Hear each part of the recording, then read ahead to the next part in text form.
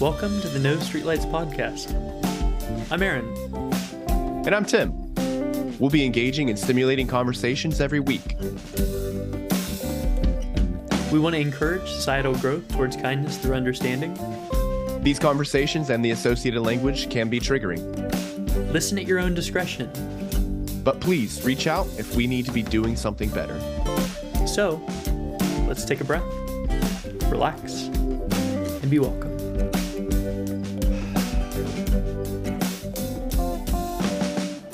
Excuse me, everyone. I had to kennel my dog Rupert because as soon as I left him alone, he started barking. So now that he's been kenneled, he's barking more. Well, hold on a second there, Aaron. You said, excuse me, everyone. So I take it we have an audience today, or more likely a guest? Oh, yeah, we stay having guests. Well, Aaron, who did you find for us to talk to and berate with questions today? So the person we're going to bombard and demand his life story from is none other than my good friend Pookie, who was introduced to me in Poland as MA3 Freeman. After I got to know him, I realized that he was Pookie. So I stopped calling him Freeman. I started calling him Pookie. And since then, I've also called him a friend. He's been through a lot. He's really different like us. And he wanted to come on the podcast to share how you can still be unapologetically yourself through adversity. So everyone, please welcome the usually late Samuel Pookie Freeman. Yeah! Oh my God. Is there a way for me to put audience claps in this? Probably, right? Oh my God, he's so handsome. I know. Hey, That's facts. Stop it. Okay, I'm just here. Stop I'm it. just here. All right. I'm just here. You got that Jason Grooms charisma. Just oozing. He should have his own podcast. So, Pookie, what did you want to talk about today? Just my life. The life before joining the Navy, the life in the Navy, and possibly my life after the Navy. Some of the circumstances I had to go through with my mental health, trying to stay just mentally positive, optimistic in this world, you know?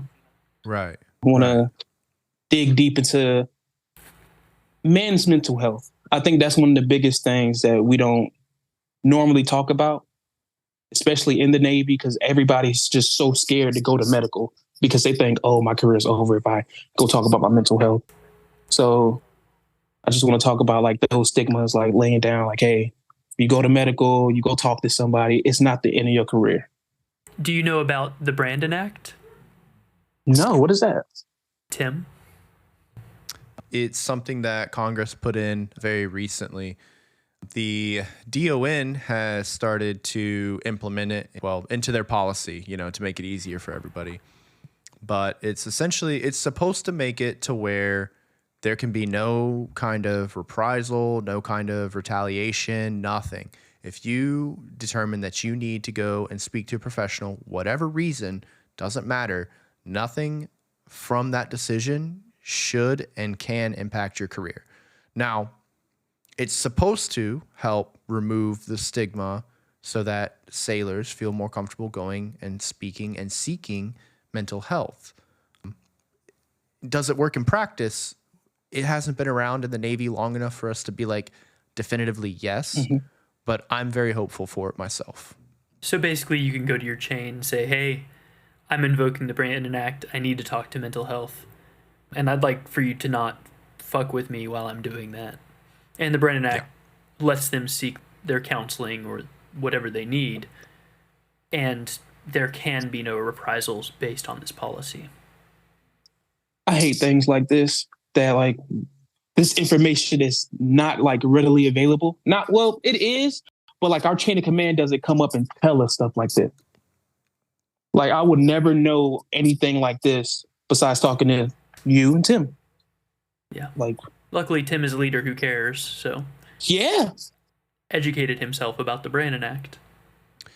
And I don't want to sour the mood here or anything about it, but the Brandon Act, the reason why they even created it to begin with It's named after a young man named Brandon. Last name is slipping my mind, but it's an easy Google search. You'll find all the information you can about it, and I highly recommend that you do.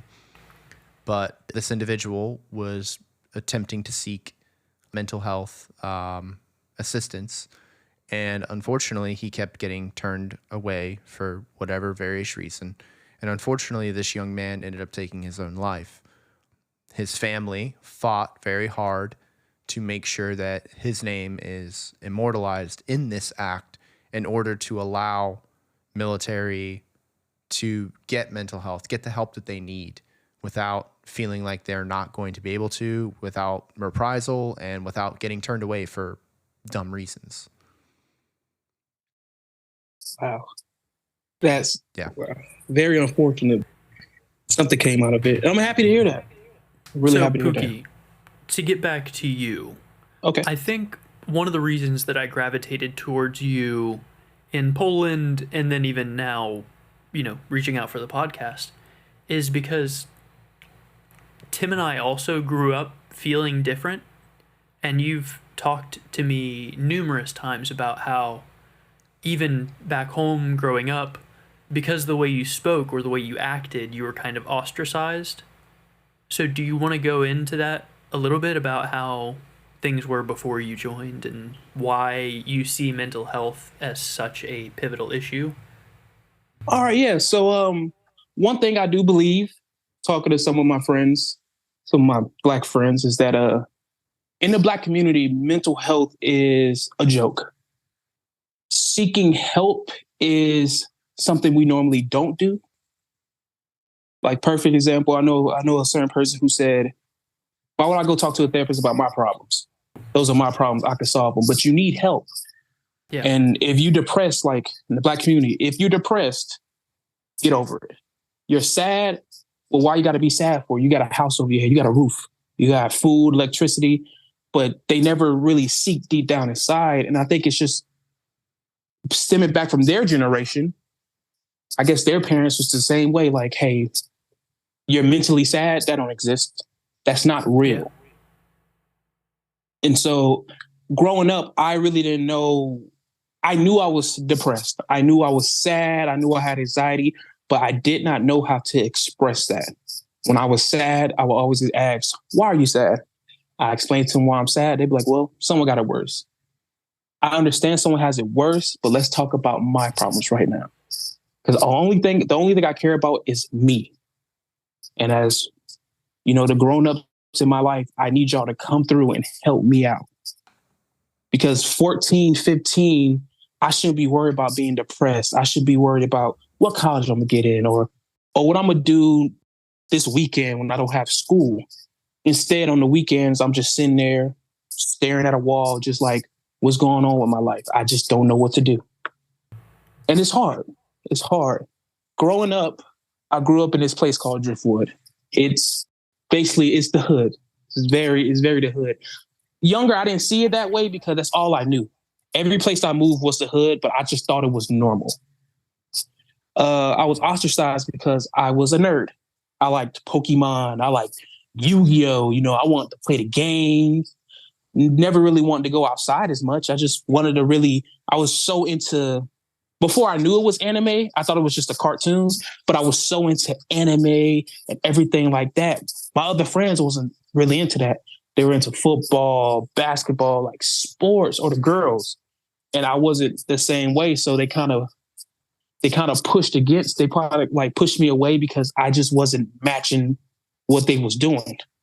So it was kind of like, I was alone, but I was content because I had things to entertain myself. And yes, I grew up poor and I grew up in the hood, but I never really saw myself as super poor. Yeah. If I can give you that, like we always had lights. We always had food. I always had something. So I was like, I'm not poor, but growing up and actually seeing how everybody else grew up, I was dirt poor. Very, very dirt poor.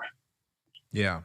My parents tried to keep me away from the activities in Driftwood because I think around 9 years old, that's when the first time I saw 2 dead bodies when I was 9. And I didn't know what to think about it because I was like, oh, like, what is that? Why are they laying on the floor and not moving? And of course, my mom and my sister, they took me in the house to protect me from seeing that, but I already saw it. I saw it for a while. But me thinking, me being so young, I'm like, it's not that bad. Like, I didn't realize what I saw. And then, years later, seeing shootouts. I remember someone came with a Uzi. I guess they were fighting. Someone came with an Uzi and just shot it in the air. And I was getting a haircut on the porch. They just shot the Uzi in the air. And my dad was like, hey, you got to go inside. I don't think you should go outside no more for the rest of the day. I'm just like, why? Like, he didn't shoot me. He just shot in the air. But like me being so, just being young and ignorant, you're not realizing that is a very dangerous situation that you can really put yourself in just walking around here.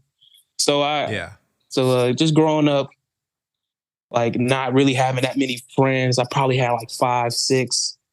And then everything being so dangerous, it was very hit or miss sometimes, Yeah, that's a terrifying thing to have witnessed. I mean, at a young age, right? Like seeing 2 dead bodies, and on top of that, you also saw somebody just shooting a gun. I mean, I'm growing up, I never saw things like that, right? Yeah. But I imagine my reaction would probably be quite similar to yours. Like, what does it matter?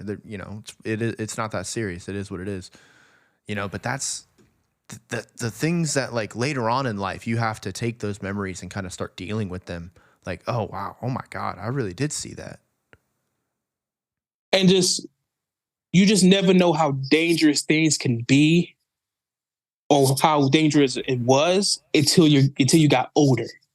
Like seeing a lot of things, because I was well protected. I cannot lie. I was very well protected from a lot of the things that happened in the hood.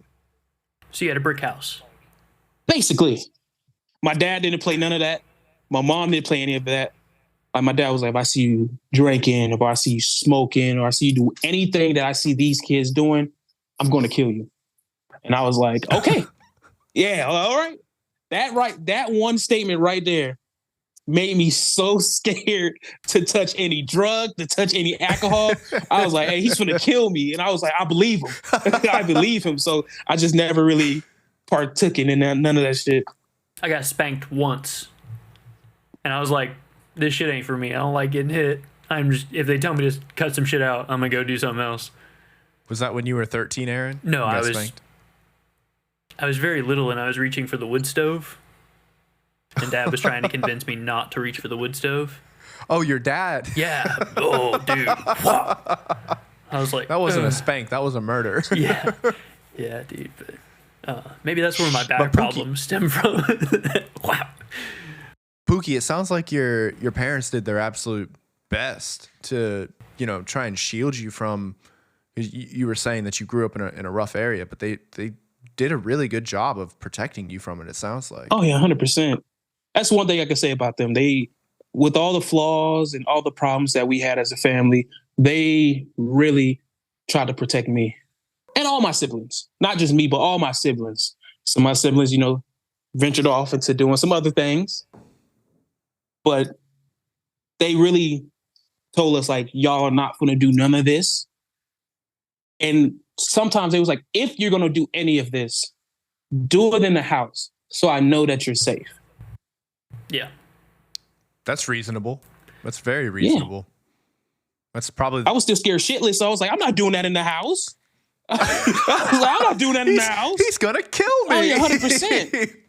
But it sounds like it was mostly emotionally lacking. So you were taken care of in the sense that you had meals, but you weren't being taught how to deal with your emotions. And whenever you brought them up, well, I know when I was young, if I brought up my emotions, I was attacked.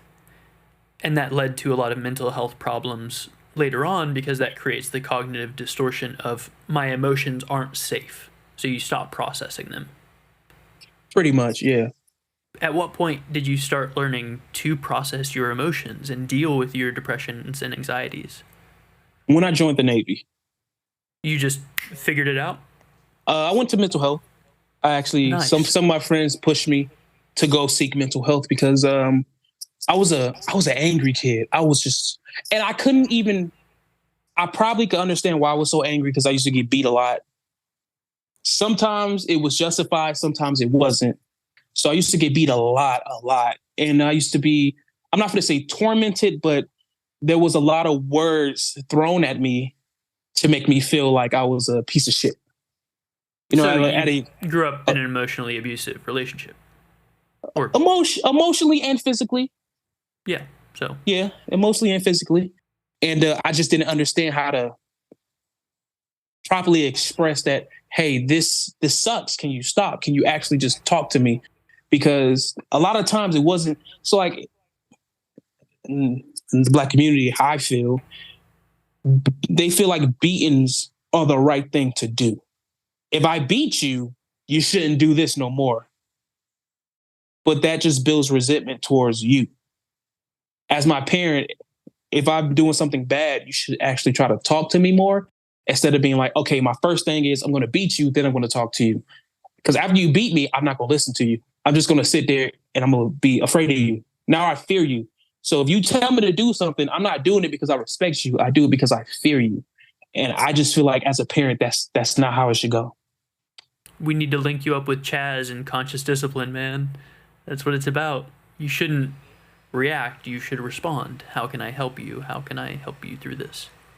That was the exact same thing that came to my mind too, because one of the things that Chaz was talking to us about was a lot of the time, like when kids, right? Because you were saying that you were angry, right? Yeah. So a lot of the times, whenever you're in an emotional state like that, you're in a reactionary state. And the goal, the objective as the person who's trying to, like, you know, essentially raise you. A caretaker. They want to get you, your caretaker. They want to get you from the reactionary, which is the back. The hind and they brain. want to get you to the executive functions, which is the front. Yeah. So this way you can process the emotions, understand, and then talk and work through them. And fight or flight is the most primitive part of your brain. And then once you process your emotions, you can get into the prefrontal cortex and actually into those executive functions that we think everyone should be able to process right now. Even though life is stressful, you have to process your survival instinct, your feelings, and then deal with the situation.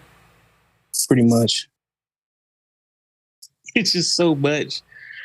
No, we get it, man. I'm just trying to pinpoint some things where it's like, let's start from here. I'm gonna start from here. So being angry until I joined the Navy, and life was normal, life was good. Of course, like the abuse and everything, but I just chalked it up to something being normal. Like, oh, that's just normal, which is not. But if you've been through it for so long, you're just like, man, it's all good. It's all good. Yep. And then I just felt like I was the black sheep of the family. Because sometimes when I did go around, it didn't seem like they wanted me there. I remember one of my uncle, it was like Thanksgiving. I came to the house, whatever. I sat on the stairs and I just didn't want to talk to nobody because I just didn't want to be around them. Just the vibe, like me being like, I think it was like 10 or 11, just knowing the vibe already. I just like, I don't want to be around them. I wasn't saying hi to nobody. As a child, you should say hello to the adults. That's how they feel. And so, you know, me not saying nothing to nobody. My uncle vividly said, you see him? You see how he acting? He gonna be a fucking serial killer one day. And my mom was like, bro, why are you talking to him like that? Like, relax. But it's stuff like that that I vividly remember to make me like, wow, like, why did you feel that way? Because I wasn't talking to you. Because I disrespected you that much. Now I'm gonna kill people. Yeah, they were in a survival state. They were thinking, this is disrespect, so I have to punish. Not, why is this kid sitting by themselves?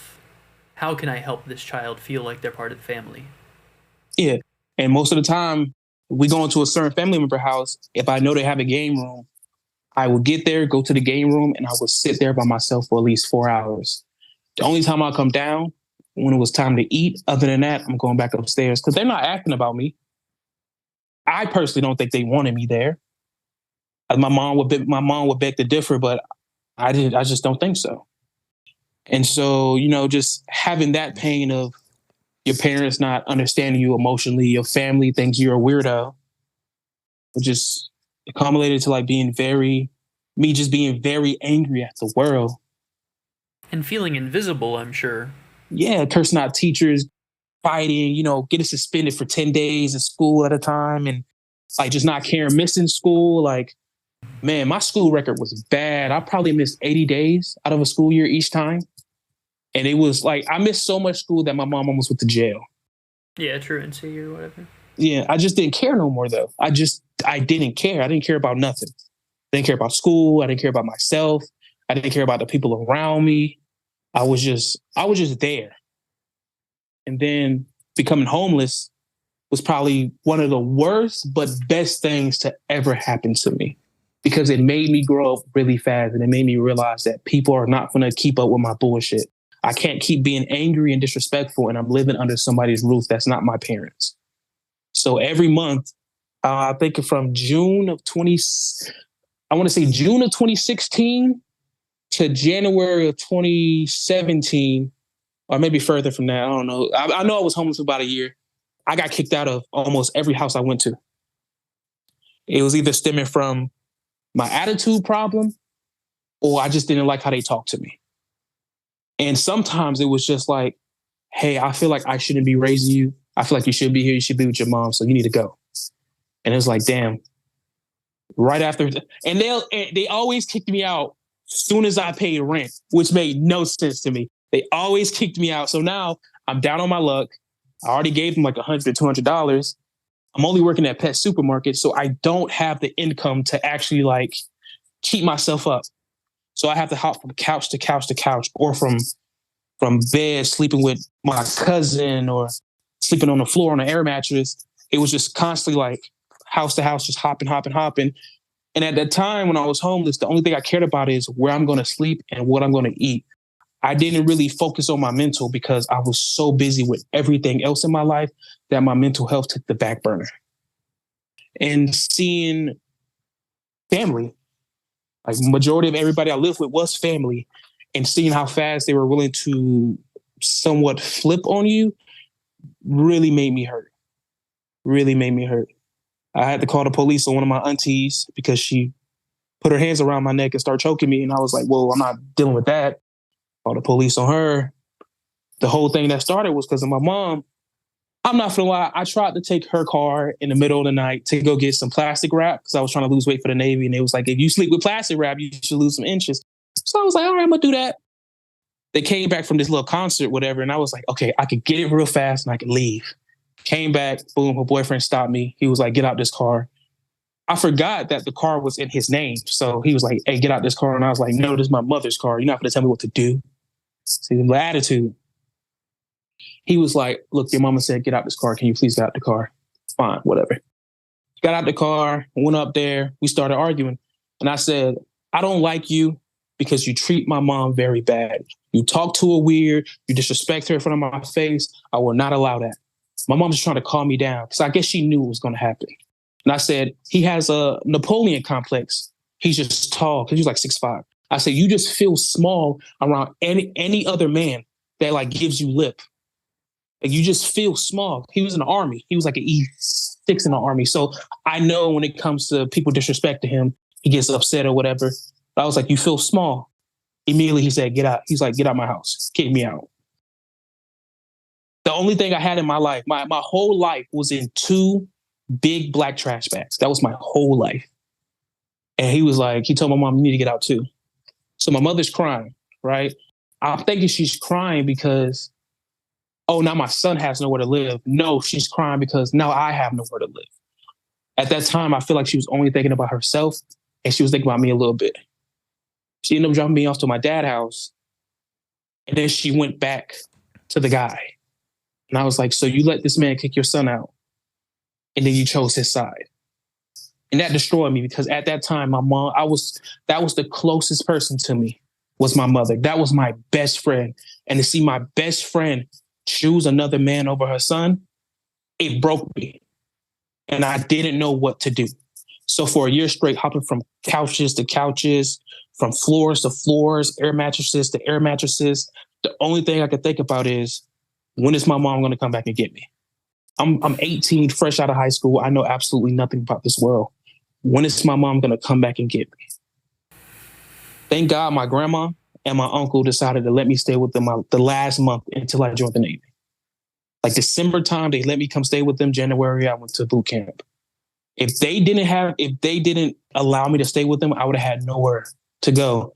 And if I didn't decide to join the Navy, it would have been two things that would have happened to me. I either would have been dead or I would have been in jail because I would have had to survive. And knowing my hood, how I grew up in my area, I would have probably tried to steal, probably tried to rob somebody, probably tried to rob a couple stores because I just had nothing. Because working at Pet Supermarket only gave me like $300. You can't live off nothing with $300, especially in Florida. And so joining the Navy, joining boot camp, being in boot camp, actually having somewhere where I have a roof over my head, even though it's with 80 other people, I have a roof over my head. I have 3 meals a day, take a shower, can do everything. I'm relaxed now, but there's something itching. There was something itching me in the back of my head. And I still had that anger. Arguing with the RTCs and arguing with people in there. They sent me to a mental health specialist there. And he showed me the movie about, I think his name is Antoine Fisher. Have you ever seen the movie? What movie? I don't think so. No. It's about this basically dude who kind of went through similar circumstances as me, probably a little worse. He basically was homeless. Other stuff happened to him. He joined the Navy. He was just real angry. He was just really, really angry. He had this one psychiatrist who was never going to give up on him. No matter how many times he went to mass or how many times he just messed up, the therapist stuck on him. And at the end, I think he got out the Navy as a Master Chief. But it took that one person to just stick to him and be like, You're going to be great. I'm going to help you. And I was like, okay, I need that. And I finally got that when I got to Bahrain, when I met some of my friends at the beginning who recommended me to this Master Chief in mental health. And he helped me a lot. He helped me so much. He taught me how to forgive. He taught me how to calm myself down more. He just taught me how to be a regular person. Because before I joined the Navy, I wasn't a regular person before I joined. I was in this mindset of like, you need to listen to me. I'm the smartest person around. Like no one can tell me nothing. I was just so arrogant and so stupid. And actually sitting down and talking to him, he just really made me realize like how bad I was as a person and possibly how bad I am as a friend. And so that one person changed my whole mindset. And he helped mold me into what I am today. That's incredible. I mean, it's phenomenal when you think about just one person. One person did that for you, you know? And like you had your friends that were able to push you to go and seek help from this individual, but this person was able to take years and years of anger, frustration, and just help you realize what was going on. I mean, that's phenomenal. Yeah, it was really big help. There was one thing that you had mentioned earlier too, because you said that, you know, when you were homeless and you were kind of bouncing, trying to figure out where to live and everything, you said you didn't have time to think about your mental health. But I think, to me, you didn't know how to think about your mental health to begin with. No one ever taught you. You were always told it's not real. So even if you did take the time and slow down and think a little bit about how you were feeling, you weren't going to know how to process those, you know? Yeah. One of the questions I wanted to ask you today was, why did you join the Navy? Did you join the Navy? This was your plan before you became homeless. So what drove you to this idea to begin with? I was chasing after a girl. I was chasing after my ex-girlfriend. She was like, I'm gonna join the Navy. We can't really do anything with each other no more, blah, blah, blah. And I was like, I'm gonna join too. So I tried to join the same month she joined, and they told me no. They told me no. I was like, oh, fuck. And so I was like, you know what? I'll still join just because. And then I became homeless. I said, I really need to join now. I really need to join. So one thing I hope that Master Chief was able to convey was, I hope you were able to forgive yourself for the person you were when you were in a survival state. Because you weren't in your forebrain in your executive functions, you were in your hindbrain. The only thing you could focus on was survival. And when you're in survival mode, you do have that animal mentality of like, you can't talk to me no type of way. I'm in charge. I'm the alpha. If you disrespect me, you know, and that's also just having the neural connections of when someone acts up, I should hit them.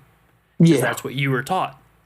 So I really hope that you forgave yourself then.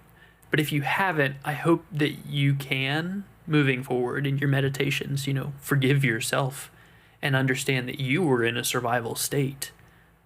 So it wasn't Pookie, it was animalistic hindbrain Pookie. That was Freeman. That was Freeman. Yeah, that was Freeman. It took me a while to actually forgive myself for a lot of the things I did or said, you know. It took me a couple years. I think I honestly start really just coming into myself and actually being who I am when I went to South Korea. Oh, that was after I saw you.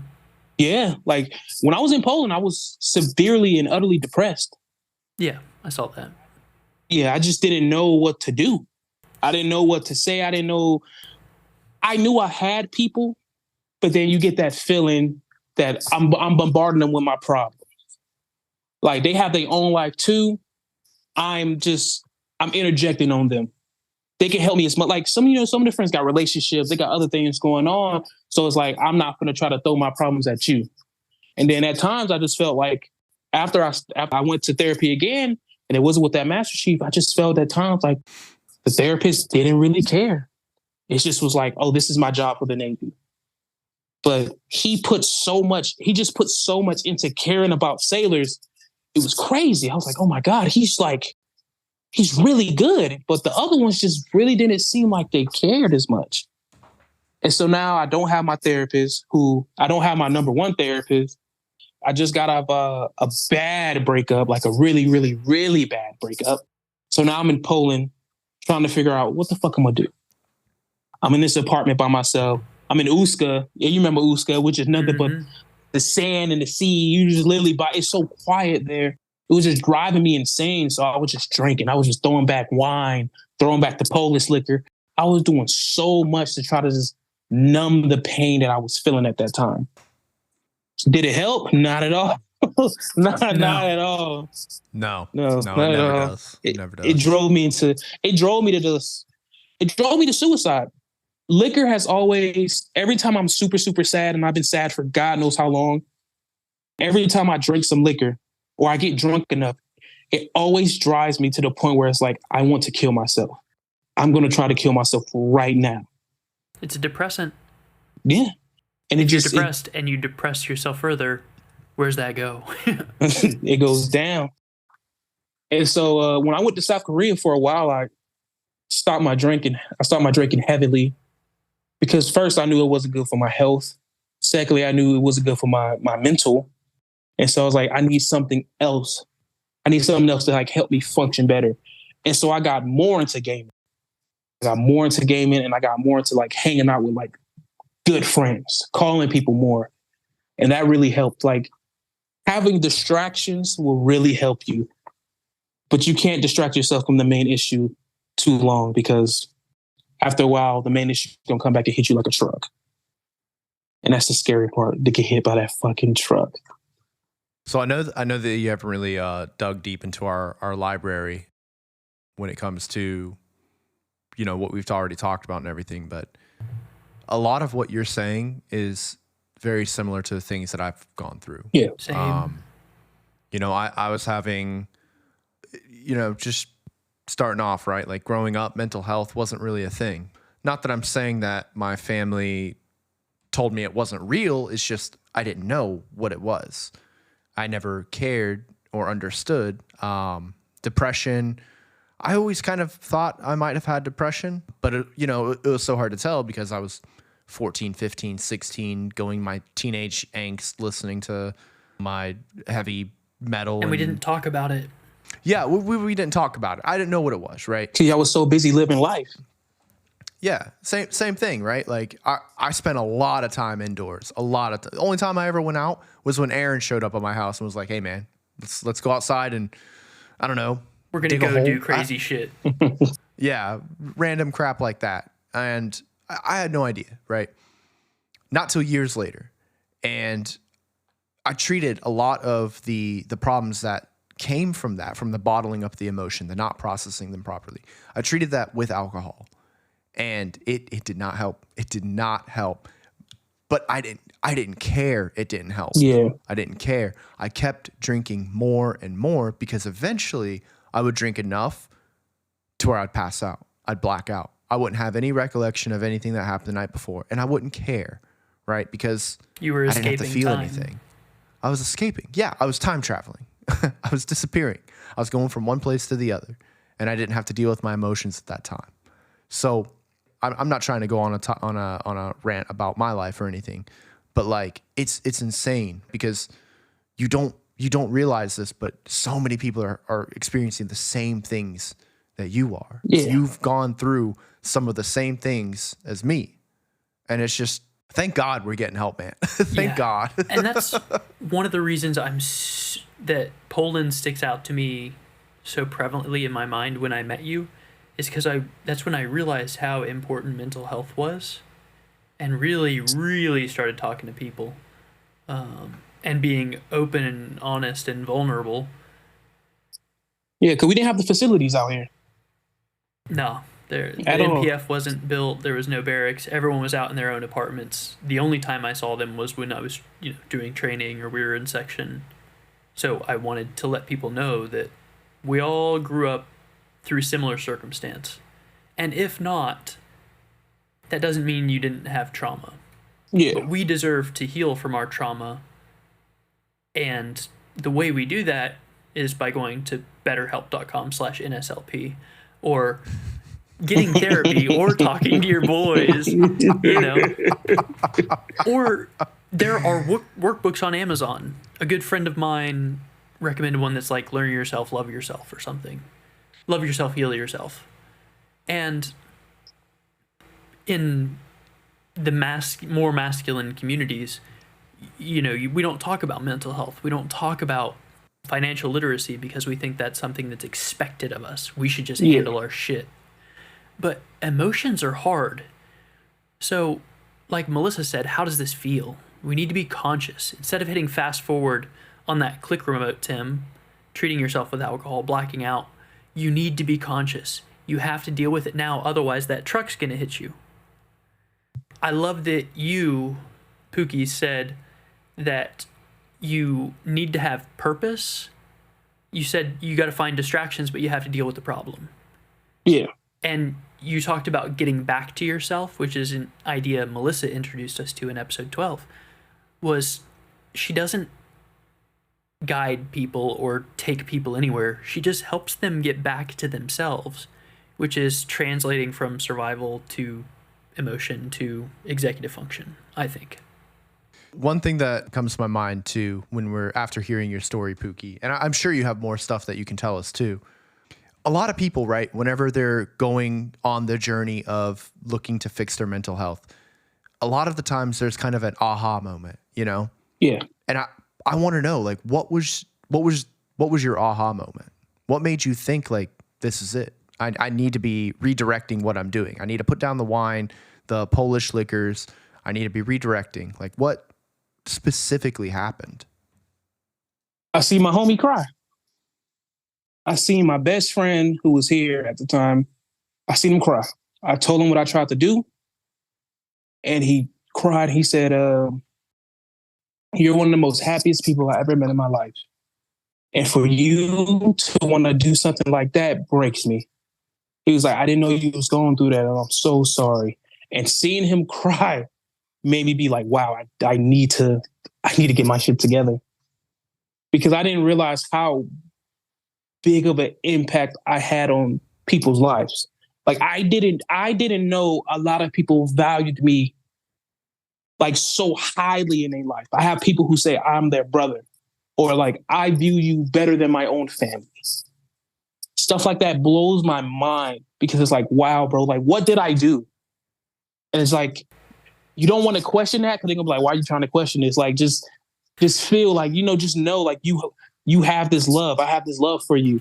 And it's like, wow, man, what happened? Like, what did I do? So just seeing him just cry and be like, damn, Sam, like, you really tried to do that to yourself? Like, that's a no-go. Made me kind of just put the liquor down a lot and stuff. It sounds like you're finding your village, which is something we talk about a lot, because it does take a village. We can't do this shit on our own. So you found your village, or you're building it now, it sounds like. Mm-hmm. And it sounds like you didn't think you deserved the love of those around you because you felt unseen and worthless from your childhood. Which, girl, same. And that's why I can kind of dissect it, because I'm fucking same. Yeah, yeah. So let's just say, hypothetically, of course, Okay. that the military had or is developing a time machine. Hypothetically, wink. Tim, you're not supposed to read the part with the asterisks in the script. Oh, right. My fault. But so if, theoretically there was a time machine out there that we don't know anything about, where would you go back to in your life? Because that's how it works. You can only go back in your life, theoretically. If you could go back in your life, give yourself any piece of advice, which you would you go back to, and what would you say to you? I probably would go back to me when I had my first heartbreak, because that's when I was already depressed, but that's when the depression ramped up to like the speed that I got sad after my first breakup. Oh man, like it took me 3 years to get over it. Like, man, it was terrible. So I'll probably go back to when I got my first breakup and just talk to him and just let him know, like, bro, life is gonna be great for you. It's miserable now, but life is gonna be great for you. So pick your head up. Because I vividly remember that whole summer after the breakup, that whole summer for 2 months straight, I would wake up at 6 p.m. I wouldn't go back to sleep until 4 p.m. And I would just stay up and I would like stare at the TV, or I'll play the game, but I'll play like the same missions 5, 10, 15 times until it gets to 4 p.m. It was at a point where my mom was so worried about me. She was like, what is going on? You need to talk to me. And I just be like, I'm good. Sleep deprived, barely eating, sleeping on the floor every day. It was terrible. And I think it was so bad because that's the first time I got in love from somebody that wasn't my family. First girlfriend, and she just made me feel so good. And I just wanted to give her the world. You know how it is as a kid. I want to give her the world. You go get married, blah, blah, blah. And when she was like, I'm done. And then I found out she was messing with another guy. It just destroyed me. Yeah. And so I'll probably go back to that moment and be like, hey, bro, you're going to be straight. You're going to be good. Yeah. How old were you? I was like 14. 14. Yeah. Yeah. I've got some book recommendations I'm going to give you because I also had a lot of emotional dependencies, intimacy issues from my childhood. I felt neglected, so that led to a bunch of promiscuity, as we're even encouraged to do as men. So I'm sure you had a lot of similar issues stemming from the same roots. So I'm going to send you a couple book recs for how to heal yourself through that. Yeah. Because only recently have I started to understand my role in a healthy relationship, and I've been married for almost 1 year since the ceremony, which we got actually married like 6 months before that. But I feel like I'm starting to understand what a healthy relationship looks like after being with my wife for 2.5 years, however long it's been. Yeah, I need to learn that. I realize how I have a very big dependency on women, where I try to find myself within her. Any girl I date, I try to find myself within them, which is completely unhealthy. You need to know yourself before you actually hop into a relationship. And I don't. A lot of times I really don't. And so I go in there being like, okay, they're going to fill this void. But when that void is filled and now they're gone, I'm left with nothing again. So I have a very big dependency on women, which I don't know where that stems from, because I had a decently good relationship with my mom until the whole situation happened. But like, I depend on women so much. Yeah. There's problems there that still need to be addressed. Yeah. That's the scary part, because I see a lot of men who also are very dependent on their women, on their girl. And it's like, man, that's just not healthy. Like, we need to find ourselves. We need to look within ourselves and be like, okay, I'm cool, I'm calm, I don't need somebody, but if I have somebody, that would be great. Me, how I am now, I need somebody. I need somebody by my side, because I don't feel complete. Like, in my mind, I feel like I need someone to walk with me through all my accomplishments. I need to take care of somebody, also for them to take care of me. I'm so dependent on having another person with me that me being lonely is probably the scariest thing in the world. Like, understanding how to be lonely is one of the biggest things I feel like everybody should understand. It sounds like one big thing that a lot of people do mention, and kind of what I'm getting from your story here too, Pookie. A lot of people always talk about being in a relationship, right? They refer to their significant other as so-and-so makes me happy. Yeah. That's not how healthy relationships work. You are happy. The relationship adds to that, but if you remove the relationship, that doesn't make you not happy anymore. Don't get me wrong. A breakup is hard, right? Losing that love is hard, but going into a relationship thinking that adding this person into your life is going to make you happy, things like that, that's not how it works, right? And that's something that a lot of people are learning. You obviously, you as well have learned to either that's not how it works, or there's growth there. Yeah. It's kind of what I'm trying to get at. And you touched on something else too, because one of the biggest things I want to know about, right? The Pookie that you are today, after you're on your journey, right? You talked about being lonely was your biggest fear. Would you say that is still your biggest fear, or is there something else now that you fear even more than being lonely, or that you used to fear? Not being accepted. Not being accepted? Not being accepted. And that's something we're going to talk about on Mike's episode. Is he talked a lot about not feeling like he had to disguise himself, like he wouldn't be accepted. Yeah. Good thing about the Navy and the people I met, I actually got to learn who I am and be myself, and seeing people actually accept who I am. That was one of the best things I've ever felt. I do want to advocate for, you can heal yourself in a relationship, and you should be trying to get better while you're in or out of a relationship. Just because you're in the relationship doesn't mean you have to keep being who you were yesterday. Every single day, Tim wipes the slate clean. He gets to be his best Tim every day. Mm-hmm. So if that means you're learning while you're in a relationship, the person's in a relationship with you because they love you. But if you're not growing, you're atrophying. So you should be actively focused on growth. And if that means enhancing your emotional literacy, going to therapy, drinking BB's coffee every morning, however you do that, they're going to support you in that. And like we said, we felt invisible due to our perceived neglect and abuse in childhood. So that left us feeling like we needed to be doing something or being something. But we don't. We just need to be ourselves, and people around us will love and accept us as we build our village. Because if people don't love you and accept you, fuck them. There are like 7 billion people on the earth now. I need like 10 people. I've got like 500. I'm good. Yeah. Yeah. If someone doesn't want to be my friend, thank you. That's going to save me so much time. Like, I've got to communicate with Tim so much. I've got to communicate with Hyland so much. I've got to communicate with Pookie's. I ain't got time for your ass. So if I make time for you, you have to accept my love.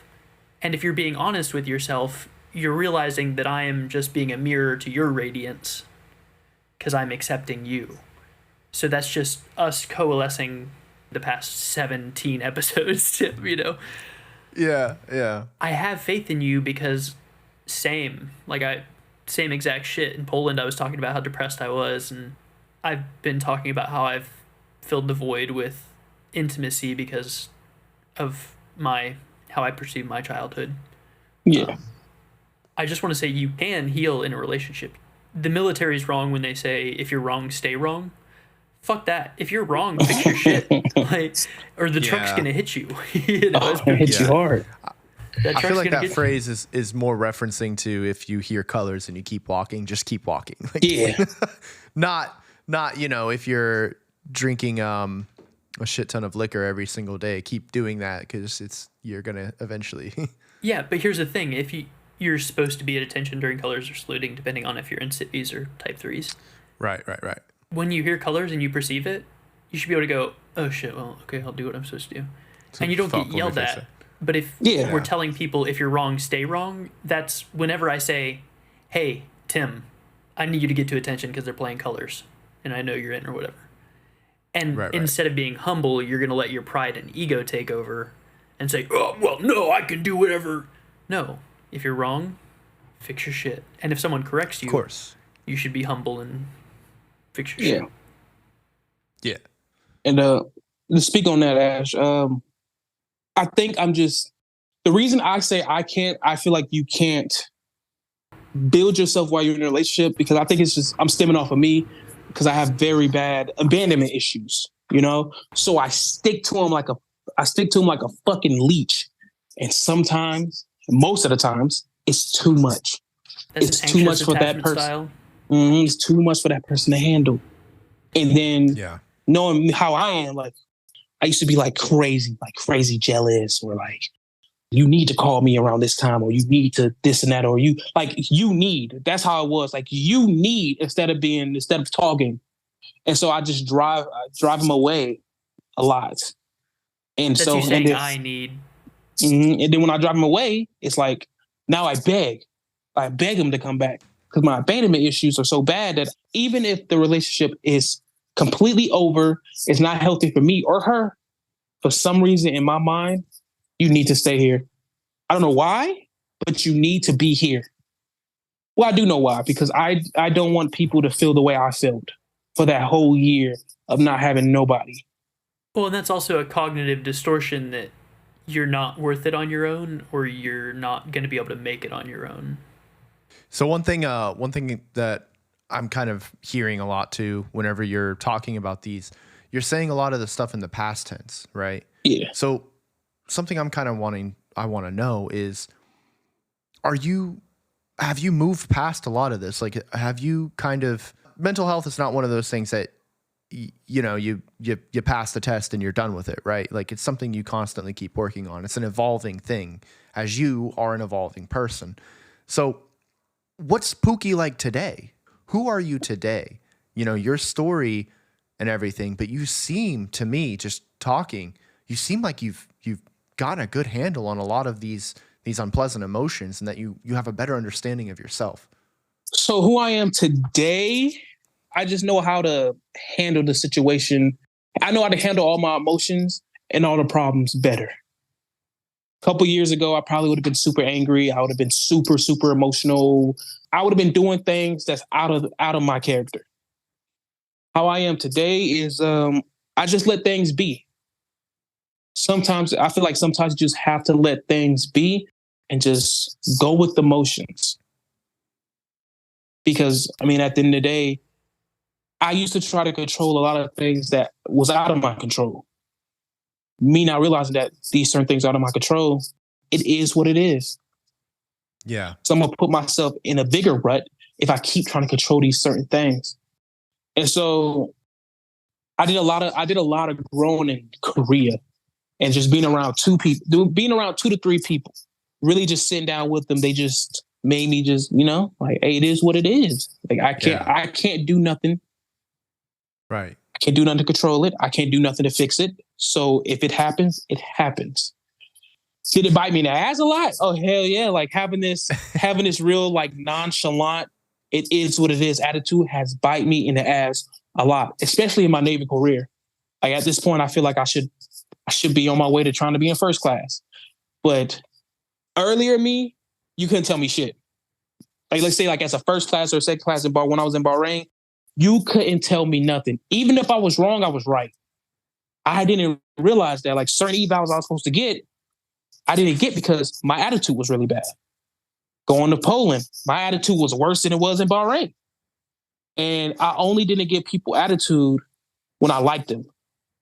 So at Aaron, I never really gave him attitude because I really liked him. So I was like, I'm never going to disrespect you because you never disrespected me. But sitting back and thinking about it, the quote unquote disrespect I was getting was just constructive criticism, but it hurt me so bad that I just couldn't let it get past me.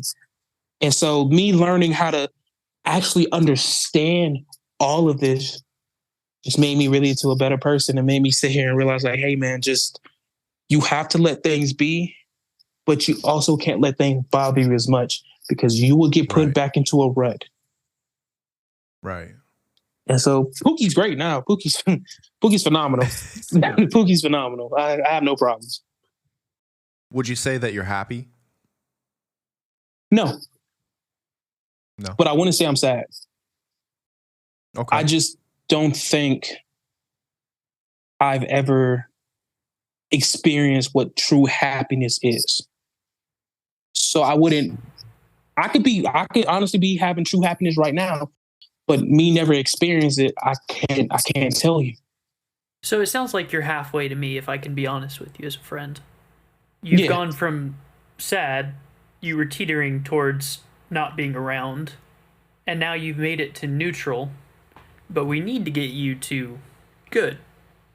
Yes. Which is going to be getting back to yourself. So I'm going to send you a couple books. One's Attached, The Modern Science of Adult Human Attachment Theory, and one is The Love Yourself, Heal Yourself, because those are two things that helped me get from where you are to where I am. Mm-hmm. What are you doing today to be there tomorrow? Are you meditating? Are you going to therapy? Are you exercising once a day? Are you brushing your teeth? What work are you putting in order to get better? Well, I've been going to the gym, and not to flex or anything, but I did deadlift for the first time in my life, and I pulled up 335. I don't know why I did that. Yeah, it hurt my back. Damn. It hurt the shoulders. It hurt my shoulders real bad. And You I was should like, I not don't think lift I want that to. much your first time.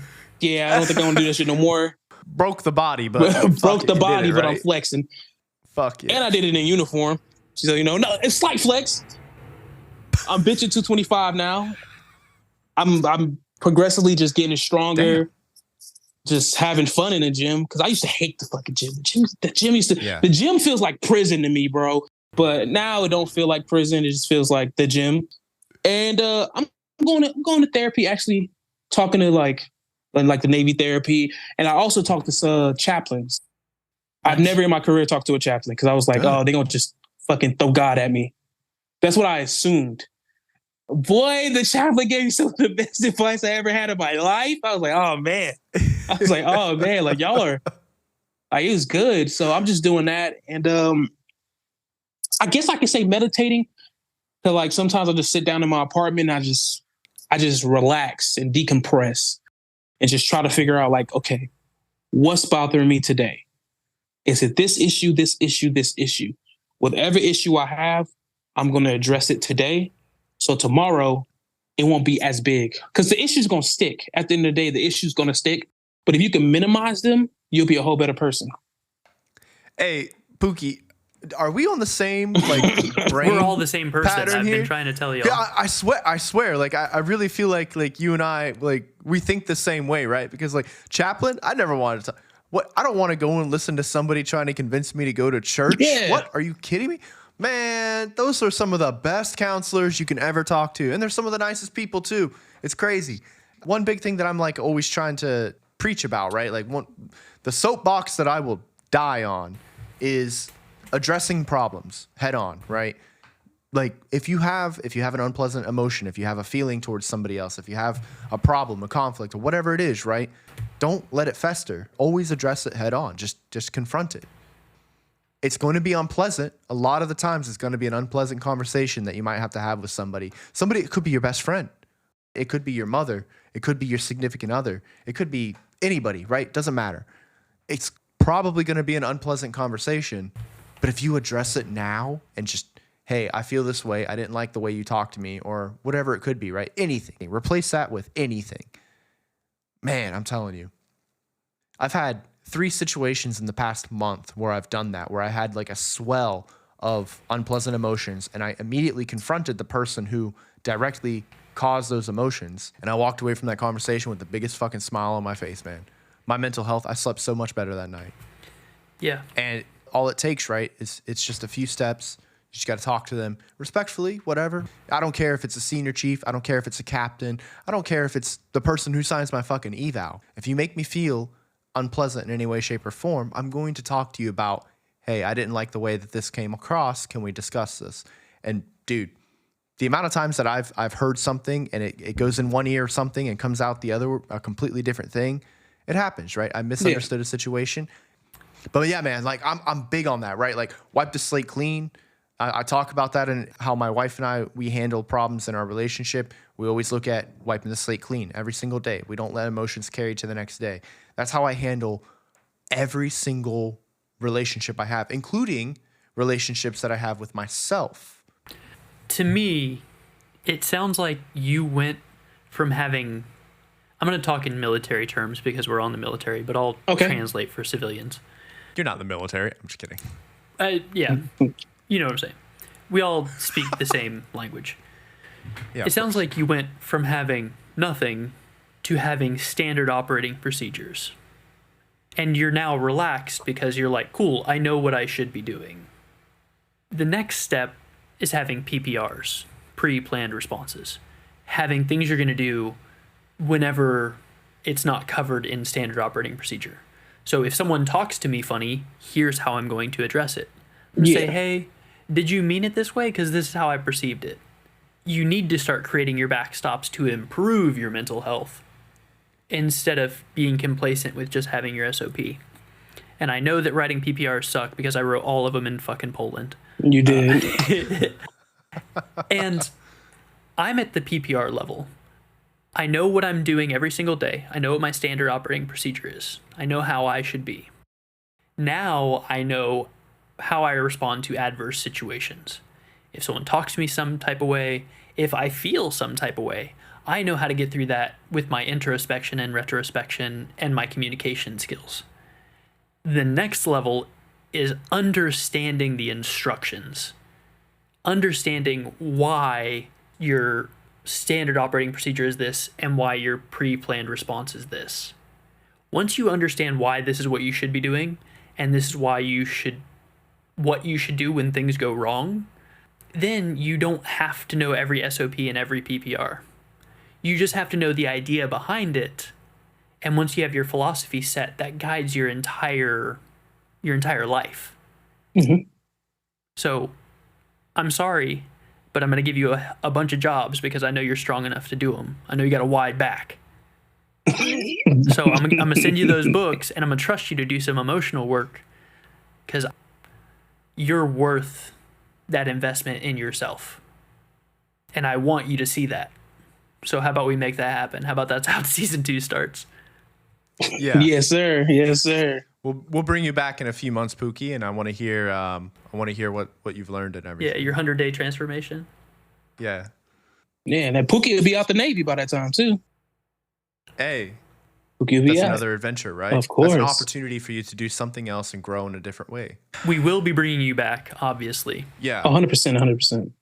There is one last question I'd like to ask you, Pookie, before we go ahead and call it today. You already touched on it, right? Like, you're going to be out of the Navy here soon. I want to know, what does the next chapter of life hold for you?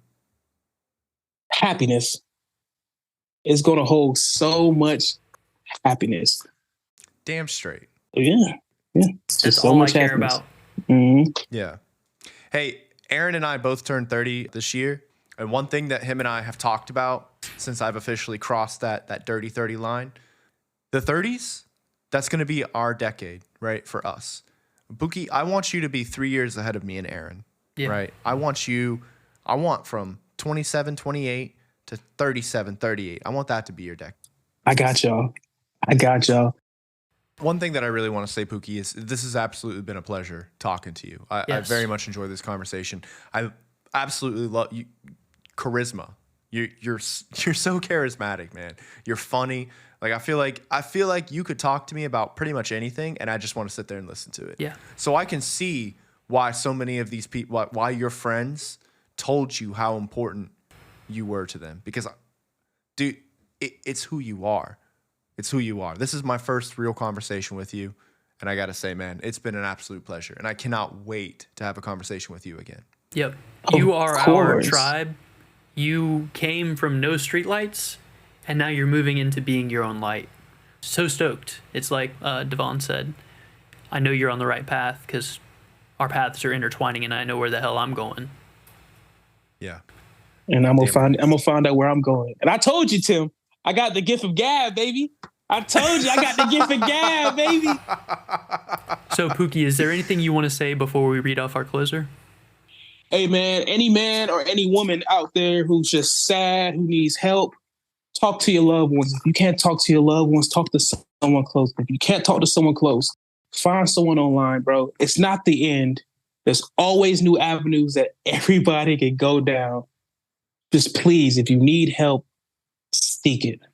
And if you feel like you can't seek the help, just stay on this earth and help will come for you. Yep. Final backstop for you guys out there, call 988, the National Suicide Hotline. If you want to reach out to us, email us, nostreetlightspodcast@gmail.com. Hit us up on socials. We want to hear your story.